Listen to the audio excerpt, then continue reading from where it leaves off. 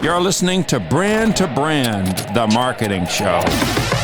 With your hosts, Thomas Sterling. But now's the time. Giddy up and go. And Veronica St. Cyr. So on brand, I will take it. An unfiltered conversation on brand strategy. That's where the best work happens. Marketing trends. They're keeping it relevant. And emerging technology. $1 billion. That's when you know you made it. You're excited. I'm pumped.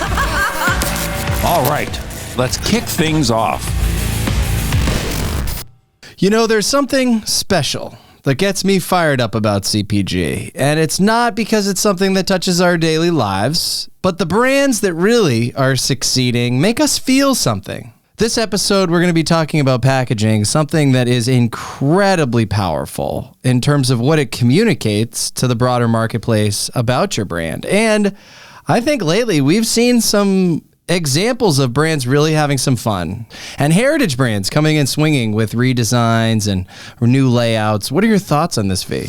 Yeah, so 72% of American consumers say that packaging influences their buying decisions. 100% of Veronica agrees. Packaging is not just about form, it's about storytelling, and some are telling epic sagas right now. And with that, let's get into it. It's showtime. Well, I'm back. I feel real good about myself, you know what I mean? So, without further delay. So Heinz versus Graza. Who are you going to take? I'm going to take the newcomer Graza, but I'm going to let you talk about Heinz first because they were, first to the party. It just so happens I have a huge bottle of Heinz right here for our listeners. That is a tiny packet. You're lying to the listeners. Have you seen this? We'll get into this in a second. Yeah, we'll get into that in Innovation at its finest. Heinz. 150 plus year legacy, started in 1869. We like to think of them as CPG royalty. Quintessential. They made it so tattooists could actually use their specific red. That is how committed they are to their brand colors and their brand palette, folks. 57 varieties. That's a bunch of bullshit. That's made up. Coming out swinging. It's made up. It's compelling. It gets the people going. I mean, they're also known for the ultra slow pour bottle. But did you know the 57 secret? Yeah, I thought you just needed to hit the back side of the bottle. The physics doesn't work. They purposely hid that little 57 on the old school glass bottles. And if you tap that, you get the perfect flow. It actually comes out too fast, if I'm being honest. But see, this is the kind of stuff of folklore. It's like you got to know where to tap it. If you tap it this way, it works a certain way. And marketing has really honed its craft at Heinz. They lead with humor. They play off tradition. They own their quirks, which is something that is fun to see, right? And for the listeners, I don't know how often you go to the Heinz website. Probably not very often, but if you do, it is a delight. In the hero section of the site, they actually have a creative campaign. People getting tattoos, people keeping sauce. I mean, you don't want to throw it away. So much effort went into this. The design, right? It's Back great. to this packaging I'm holding here. This is innovation where you can peel it and you can dip or you can tear and you can squeeze. Package. Yeah. I mean, this is going to be around for years after the humans are gone. That's all that's going to be left of us. So speaking of Graza, very different story when coming off of a heritage brand like Heinz. Graza was founded in 2022 by Andrew Benin. He was inspired while traveling to Spain, where his wife's from, and he started really nerding out on olive oil and wondering where it was coming from. So he actually had a shower idea where he knew he wanted to launch on olive oil, and he was in the shower and was using Dr. Bronner's soap, which is like the big squeeze bottle. And he was like, oh my God, this is it. We're going to put our olive oil in a squeeze bottle. Thank you, Dr. Bronner, for that. Right? And your entire line of soap, because it's all really good, especially the bars. Very moisturizing. This episode is not sponsored by Dr. Bronner's, but it could be Thank if you you, work Dr. for Dr. Bronner. Bronner's. Click the affiliate link below to learn more about Dr. Bronner's soap. So when Graza launched, they launched with 2 products. They had 2 SKUs, a sizzle and a drizzle. And drizzle was made for eating, not heating, everybody. And sizzle was meant for your everyday cooking. It was less concentrated. Their messaging right when they launched from the get-go was friendly, modern, and it wanted to disrupt this old world luxury olive oil aesthetic and make it something that people could connect with a little bit more and was fun to cook with. He does credit having a strong agency partner, which anyone listening totally should have. And he said that they had many aha moments on this path to success. They actually had a different name, couldn't find it, for the first 3 months, and then hired a kick-ass UX designer to build out their site, which if you check out is very fun, lots of illustrations. Yeah, and Graza sort of flirts on the line. It looks like something that you might imagine is only going to be at a specialty food store, but it's also at an end cap at Whole Foods. And they're just leaning into fun visual storytelling. The labels are just awesome. Speaking of leaning into visual storytelling, we should talk about leaning into Gen Z. Yes, leaning into Gen Z. A lot of brands want to do it. Only some know how to do it. In Heinz world, they said, hey, maybe we can refresh or launch some new limited varietals. Street corn, sweet chili, sweet and tangy barbecue. The core insight here was Gen Zs aren't as confident in the kitchen. What are your thoughts on this, Veronica? Also, what do you mean they're not as confident in the kitchen? They just haven't had as much time. That seems unfair. That's it. There's definitely a shift in behavior patterns where people are not cooking for themselves as much as they used to. People are also not just moving DoorDash. out. That's just it. DoorDash everything. That's it. You have a lot more options. People are not moving out as early as they used to. So when it comes to cooking, there was an insight and a strategy around how do we connect familiar dishes or items with Gen Z to make things a little bit easier to cook. That's also where they're innovating their packaging and went with the squeeze bottle. They don't want to disrupt and change the classic glass bottle or the squeeze bottle we all know and love, but when they're launching this range of sauces under the Heinz name, that's when they can have a little bit more fun. Everyone's going with this squeeze top. It's the one that like flips open so you can access all the sauce or just use the squeeze. Yeah. It's exploding. Yeah. Nobody wants to unscrew anything anymore. Well, it's like that gross, like you get the drip everywhere and then it crusts over on the bottle. It's not aesthetic, which Gen Z is looking for. When we talk about, how brands are positioning themselves that are trying to resonate with Gen Z, there are also some trends we're seeing. Big, bold, typeface. It's typography-led design. It's aesthetic that is fun, unique, and clear. Very easy to understand differentiators. It needs to communicate very quickly why it's different. See, can I stop you right there? Because what you're describing to me sounds like it's for an elderly person. Big type, easy to see, use color. That's why they're Zoomers. I get it. I so get it. Since this is an episode about packaging, I wanted to mention something that Graza did that also stood out when you think about how a heritage brand responds in maybe a PR crisis. When Graza first launched, there was an issue where some of the embossing was peeling on their products. It wasn't great, and they knew it. They caught it. And instead of just like letting it happen or listening to the PR team, the founder, Andrew, said, I decided to email about 80,000 people who had received this and basically take accountability that we missed the mark and we were sorry. And although he clearly talks about how his PR team was like, do not do that, you don't do that, the response to that accountability was amazing because people understood that it was less of a startup, it was more of a small business. And that's how he talks about protecting his brand. He does not like being called a startup. He wants people to think about it like a small business. And that made it so much more personable. And he probably said, we need to do something about this. Let's do it right away, where a lot of brands have so much red tape. I mean, a customer doesn't want to get that email 3 weeks later. No, you got to do it right away.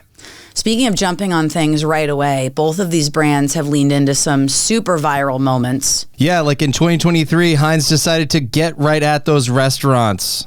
The restaurants that were refilling their bottles with bargain basement ketchup. Yeah, that was an incredible campaign where they called out those restaurants and did a print campaign and launched on social, like investigating this case of ketchup fraud, which also really played into the true crime podcast audience. Their Pour Perfectly labels, they had angle-specific bottles to help you get the perfect pour. A lot of this, though, is like, it's like this creative lab where they're creating shit that isn't real, just to be like, we could do it as a campaign. No, nothing's more frustrating when you still have sauce in the bottle and you just can't get it out. I mean, they're still trying to figure that out. 43% of people apparently store the plastic ketchup upside down in the fridge. I do that. So McCann, their agency, came up with this fun PR campaign where instead of the bottle just having one cap, it had one on both sides. So 0 ketchup wasted, 100% ready was the tag on that one. The best part is this like fake campaign that they came up with this bottle. It was called Ketch Up and Down. Oh. Which like, oh my God, you love it. I think they should make this. It's so genius. Let's play the clip. Honey, right side up. No, it's not. That's right side up. So since 2002, humanity has dealt with this crisis. Which way to hold it? 43% of people don't know, like we said before. And then it just is a mashup of people putting it down, upside down, left, God, right. Please, no. Michael Scott comes in to let us know that's not right. And then they introduce the campaign. 2 lids, one on the top, one on the bottom. Ready every time. Perfectly stable and ergonomic. It's Heinz however you look at it. It's so smart. It's like an Apple product unveiling, which is why it's like so audio, like music forward, fun, playful. Oh God, I love it. So a little bit more on Graza. Again, they noticed that there was only luxurious private label or your kind of bargain off-the-shelf olive oils that everybody was used to. So they found this white space in the middle. You know, I think it's really funny because the founder talks about how the packaging is so critical to the actual product. And he said, imagine putting Kerrygold butter in a 24-karat cube for $50, but instead you put it in a tub for $4. It's not about the packaging. It's about the quality of the product, but the packaging makes it unique, cool, and accessible. And so that was really their strategy. Get something that is packaged so boldly and clearly and innovative that people will choose it, but the product had to back it up. And he knew that if it was shitty olive oil, it would be a fad that people would try, influencers would post about, chefs would post about, and very quickly be like, I'm not actually going to use this. And that's not the case. Now, how are they actually doing? Because they're a recent company. They did 100K in sales on day 2, and they got the call from Whole Foods on day 2, which for CPG brands, that does not happen. Wow. Second day of launch, you get a call from the big WF. Come on. They're on track to do $60 million in revenue this year, which will be only their 3rd year in business, which is just incredible. I'm surprised it's not even more than that, just because so many people are talking about it. They must just be exploding. It's funny that you mentioned that. They are now expanding their product line to try to make that explosion happen at a higher velocity, and I brought a clip to hear it from the founder himself. In May 2024, the company launched its newest venture, recyclable olive oil refills for their squeeze bottles, sold in yet another unorthodox container, a beer can.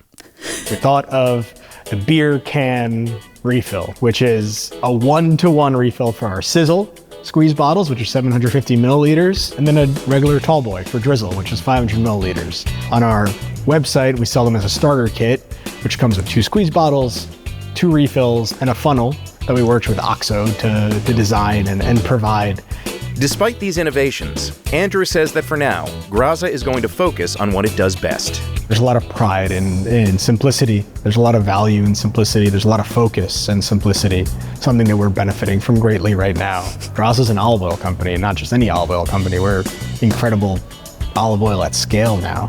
Sustaining that is a challenge in and of itself. come on. You put olive oil refill in a beer can, which makes so much sense because that's part of the work, the legwork that Liquid Death already did, saying a lot of plastic doesn't actually get recycled. That's why our water is in aluminum cans, which is way easier to recycle. You now have people who would be concerned saying, I usually got olive oil in glass. It's now plastic. Not doing, who wants plastic? So now save that nice plastic squeeze bottle and just get this beer can, dump it in, refill it, keep the same squeeze bottle, better for the environment. It totally works. I got an idea. How about an aluminum squeeze bottle? Oh, God. How'd you think of that? Come right to the chase.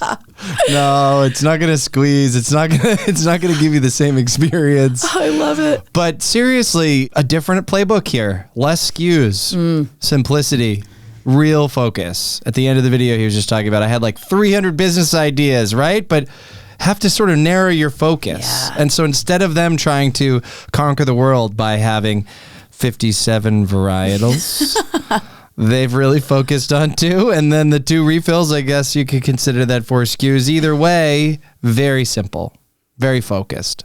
So if we had to talk about any other brands on the show today, we've talked about Oatly and them making a splash, having a two-way conversation in some cases, filling the whole side panel with storytelling, Tabasco mini bottles, and all of the virality that came around with that. Also just delicious. Love Tabasco. Yeah. Pringles, Campbell's. We have to talk about the Tropicana brand fail. Oof. Heritage brand. A lot goes into a redesign of the label. Delivers the redesign. No one recognized it. Yeah, social media was like, I don't know where'd Tropicana go. When Tropicana did that, their sales plummeted by 20% in just 2 months, costing them $30 million, and they almost immediately reversed it. There's also some fun you can have with packaging when there's a viral moment. So the show Last of Us, the new season premiere is coming out. As we know, the zombies are created from a cordyceps mushroom, basically. So they said, let's partner with a mushroom-specific brand. So Four Sigmatic Mushroom Coffee, which I am a brand loyalist of and drink every single day. So the show's about the apocalypse and a future where mushrooms take over humanity. Yeah. And they partnered with a mushroom company. Yeah. So that people could... So we could start the process now. What the hell is that? That's ridiculous. If you want to get ahead of it, The Last of Us high calf coffee is available now. Oh my God. And that's the kind of fun you can have with your packaging. You can even prank people. Capri Sun at one point announced that they were going to change the pouch and straw packet to a normal bottle, and people lost their shit, but it was fake, and it got everyone talking about Capri Sun and going, oh my God, you can't change it. This is iconic. And they leverage that nostalgia to make you now go, shit, I want a Capri Sun now. That sounds refreshing. And now for something completely different. So if you had to put this to work, first and foremost, your packaging can be your media moment. Graza did it with the beer cans. If you're doing something innovative, you can really create a splash, both in PR and also on socials, with the right communication. Second would be own your quirks. If there's something funny about how your sauce goes into the bottle, comes out of the bottle, whatever it is, lean into that. Next one is admit your mistakes. Especially for challenger brands, you can win a lot of loyalty simply by sharing the raw truths. Next would be, don't be a heritage brand hostage. Heinz didn't get where they were and continue to grow as they have by not necessarily being ready to change, make mistakes, try new things. This is not your grandfather's Heinz anymore. And then the last one would be, if you don't launch it, someone else will. This is a moment where brands get rewarded for coming to the market fast. Get the moment and then maximize your moment and beyond. Pass the Heinz.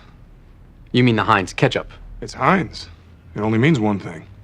So if you had to take anything away from the show today, Veronica, what would it be? I would say that once upon a time, you could only have a great product, but now you need to pair great product with great storytelling. The end. Just let me have this. I could just cry a little. So poetic. So dumb. Mine would be, it's 2025. Branding doesn't stop at the shelf, it starts there. Packaging is your handshake. Make it unforgettable. And with that, we're out, folks. That's a wrap. For more Brand to Brand, follow us anywhere you get your podcasts. We're out of here.